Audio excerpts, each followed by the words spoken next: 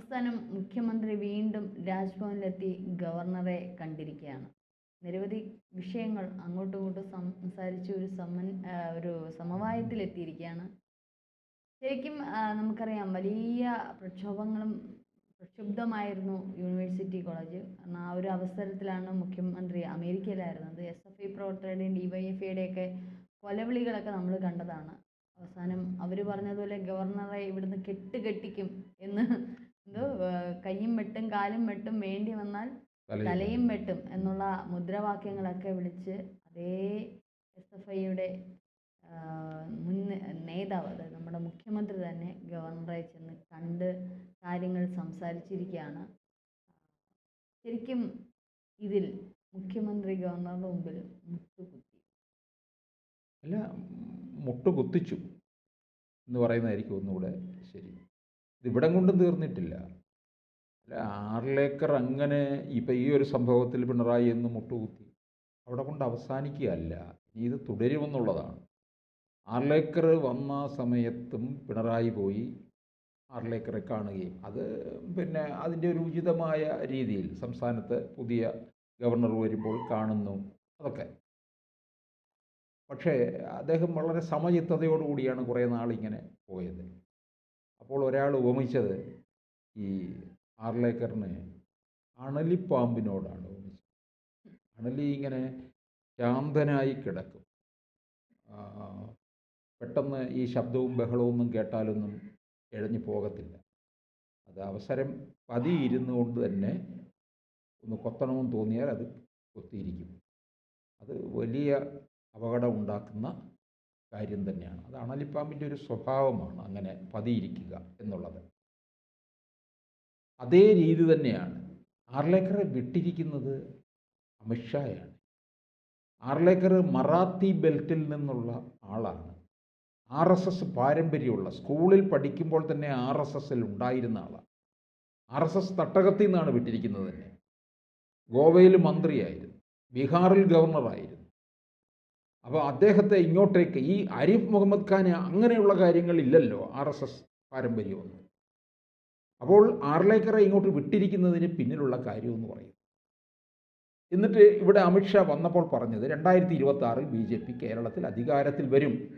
അപ്പോൾ ഈ 6 ഏക്കർ ഇപ്പോൾ നടത്തുന്ന ചില കാര്യങ്ങൾ, കേരളത്തിൽ ഇവരുമായിട്ട് ഈ ഭരണവുമായിട്ട് നടത്തുന്ന ചില കാര്യങ്ങൾ ഒക്കെ നമ്മൾ ചേർത്ത് വെച്ച് വായിക്കണം. 6 ഏക്കറെ വിട്ടതിന് പിന്നിൽ വലിയ കാര്യങ്ങൾ തന്നെ ഉണ്ട്, നിഗൂഢമാണത്. അത് ഇപ്പോൾ തന്നെ റവാഡ ചന്ദ്രശേഖർ പോലീസ് മേധാവിയായിട്ട് വരുന്നു. അതിൻ്റെ പിന്നിൽ എന്താണ്?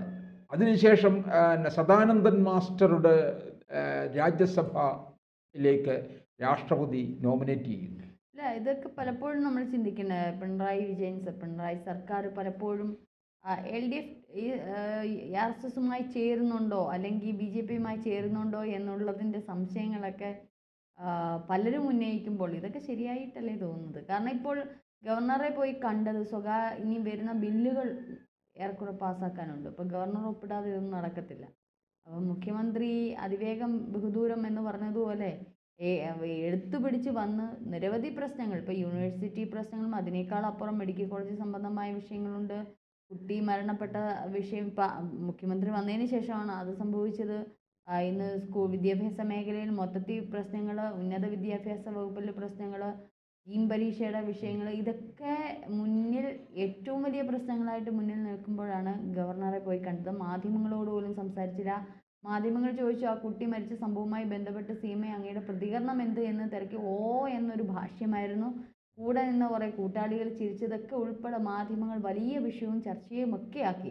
അപ്പോൾ ഇതിനൊന്നും ചെവി കൊടുക്കാതെ ഇല്ലേ മുൾമുനയിൽ നിന്ന് മുഖ്യമന്ത്രി ഗവർണറെ കാണാൻ പോകണമെന്നുണ്ടെങ്കിൽ തക്കതായ വിഷയങ്ങളുണ്ട്. കാരണം അത് ബില്ലുകൾ പാസ്സാക്കുക എന്നുള്ളത് ഉൾപ്പെടെയുള്ള വിഷയങ്ങളുണ്ട്. സ്വകാര്യ സർവകലാശാല ബില്ലുകൾ ഗവർണർ ഒപ്പുവയ്ക്കാതെ നടക്കുക. അപ്പോൾ സ്വകാര്യ സർവകലാശാല ബില്ലുകൾ ഒരു പക്ഷേ അത് ഏതൊക്കെ സർവകലാശാലകൾ, ഏതൊക്കെ വ്യക്തികളുടെ, എങ്ങനെയൊക്കെയാണ്, ആരുടെയൊക്കെയാണ് എന്നുള്ളത് അവിടെ ഇരിക്കുന്നുണ്ട്. അത് ഒന്നാമത്തെ വിഷയം. രണ്ടാമത് ഒരു രാഷ്ട്രീയ പ്രീണനം എന്നത് തന്നെ നമുക്കറിയാം. ഒരു BJP CPM ഒരു അജണ്ട ഇവിടെ കേരളത്തിൽ നടക്കുന്നുണ്ടോ എന്നുള്ളത് നമ്മൾ നോക്കേണ്ടതായിട്ടുണ്ട്.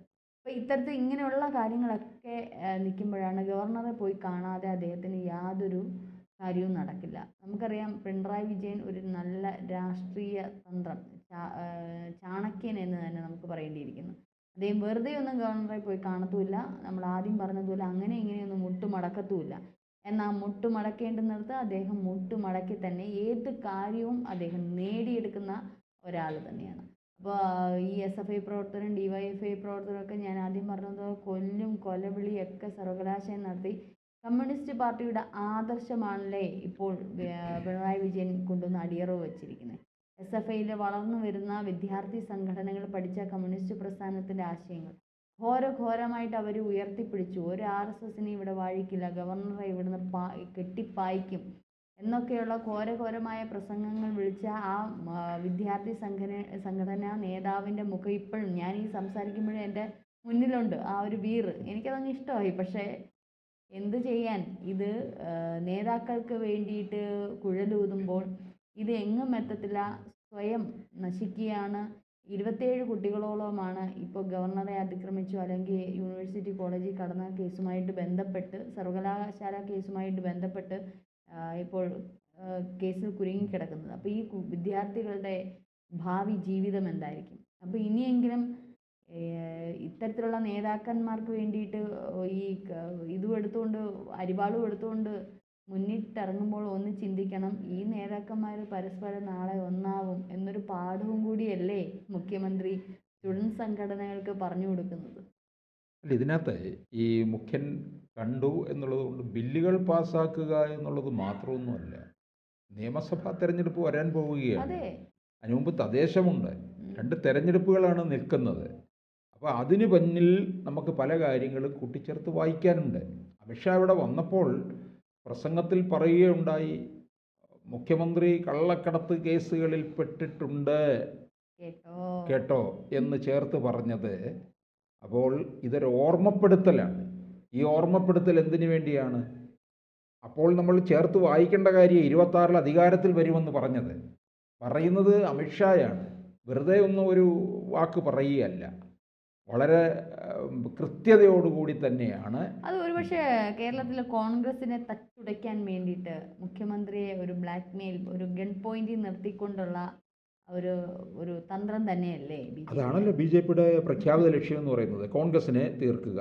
CPM അതിനിടയ്ക്ക് ഇനി ഒന്നുകൂടെ അധികാരത്തിൽ വരികയാണെങ്കിലും CPMന്റെ ലക്ഷ്യം ഇതിപ്പോൾ ഇത്തരത്തിൽ ഇങ്ങനെ ഒരു തന്ത്രം മെനയുമ്പോൾ നാളെ അടുത്ത തവണ CPM വരും എന്നുള്ളതാണ്. പക്ഷേ കോൺഗ്രസിനെ പിന്നെയും BJP അനുകൂലിച്ച് നിർത്തും, പക്ഷേ CPMനെ മൊത്തത്തിൽ തച്ചുടയ്ക്കും എന്നുള്ളത് അറിയില്ലല്ലോ. അല്ല, ഇത്തവണ വന്നപ്പോൾ അമിത്ഷായുടെ പ്രസംഗത്തിൽ ഉടനീളം തന്നെ ഈ കേരളത്തിലെ സർക്കാരിന് എതിരായിട്ടായിരുന്നു, CPMന് എതിരായിട്ടായിരുന്നു എന്നുള്ളതാണ്. മുമ്പൊക്കെ എപ്പോഴും കണ്ടിട്ടുള്ളത് കോൺഗ്രസിന് എതിരായിട്ടാണ് വന്നുകൊണ്ടിരുന്നത്. അത് ഇവിടെ കുറവായിരുന്നു, CPMന് എതിരായിട്ടായിരുന്നു. അപ്പോൾ പിന്നീടാണ് ഈ ഗവർണറെ കാണാൻ പോകുന്ന കാര്യങ്ങളുമൊക്കെ. അപ്പോൾ ഇതിൻ്റെ പിന്നിൽ ചില കാര്യങ്ങൾ ഉണ്ട് എന്നുള്ളത് വ്യക്തമാണ്.